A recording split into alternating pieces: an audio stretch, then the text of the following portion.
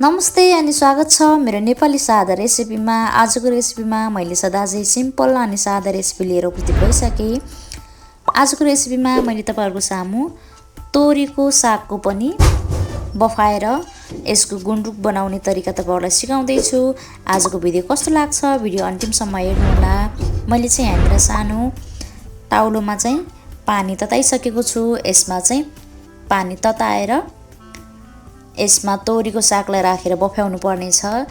यो भन्दा अगाडि मैले भाजीको सागलाई बनाएको थिएँ।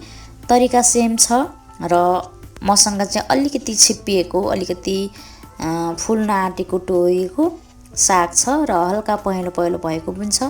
यो चाहिँ मलाई गाउँदेखि आएको कति दिन भयो, लगभग 3-4 दिन भइसक्यो। तपाईहरुले फ्रेश टिपेर गराउनु भयो भने चाहिँ एकदम राम्रो हुन्छ र 3-4 दिनपछि पनि मैले यसको डाँठहरु कोमल छ, त्यही भएर मैले पुरैलाई बफाएर यसको गुन्द्रुक बनाउने मैले प्लान बनाएँ। त्यसपछि मैले पानी अलिअलि उम्लिन दिने बेला सबैलाई यसरी एकदमै जति अट्छ त्यति खाडी खाडी एकैचोटी राखे। त्यसपछि मुनितिरको हल्का बफिसकेपछि या पाकिसकेपछि चाहिँ तपाईले एकचोटी फेरि उल्टाइ पल्टाइ गर्दिनु पर्छ। मुनिको माथि र माथिको मुनितिर बनाएर यसरी फर्काइदिनु होला।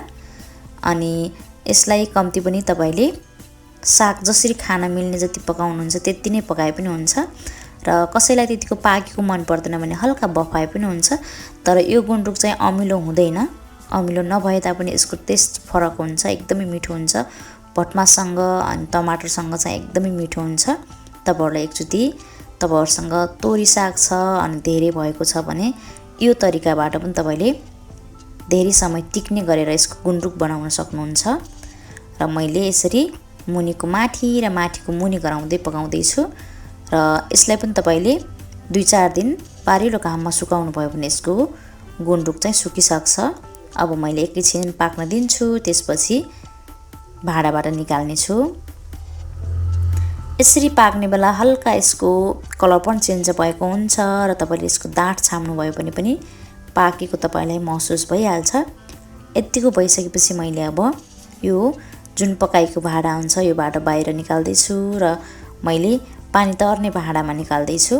र आजभोलि तोरीको सिजन छ, तर कताकति चाहिँ तोरीको सिजन नहुन सक्छ, तर धेरै ठाउँमा चाहिँ तोरीको सिजन छ। त्यसैले मैले तपाईहरुको सामु चाहिँ धेरै तोरीहरु छ भने, धेरै तोरीको साग छ भने यो रेसिपी अपनाएर तपाईहरुले तोरीको पनि गुन्द्रुक बनाउन सक्नुहुन्छ भनेर तपाईहरुसँग म शेयर गर्दै छु। अब मैले यसलाई पानी तहरन दिन्छु। त्यसपछि हल्का पानी तहरेर सक्यो भने मैले यसरी यहाँनिर यो मान्द्रोमा सुकाउँदै छु। तपाईहरुले चाहिँ आफ्नो जे सामान छ त्यसैमा सुकाउन सक्नुहुन्छ र मैले यसरी फिजाएँ।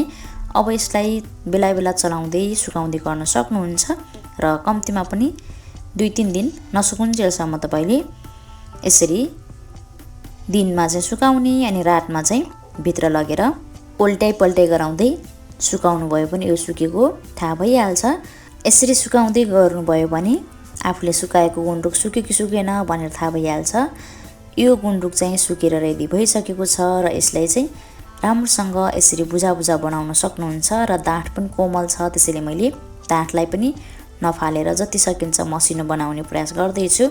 र तपाईहरुले यदि यो नफुलेको कोमल बनाउनु भयो भने चाहिँ यतिको डाँठ आउँदैन। मैले चाहिँ बुझा बुझा बनाएर यतिको रेडी गरिसकेँ र यसलाई चाहिँ अब तपाईहरुले भटमाससँग अनि टमाटरसँग यसको झोल बनाएर पनि यसको तरकारी खान सक्नुहुन्छ र हेर्न सक्नुहुन्छ यस्तो राम्रो भएको छ। र यो चाहिँ अलिकति छिप्पिएको अलिकति फुल्न आँटेको तोरी भएर यस्तो डाँठ बेसी देखिएको छ।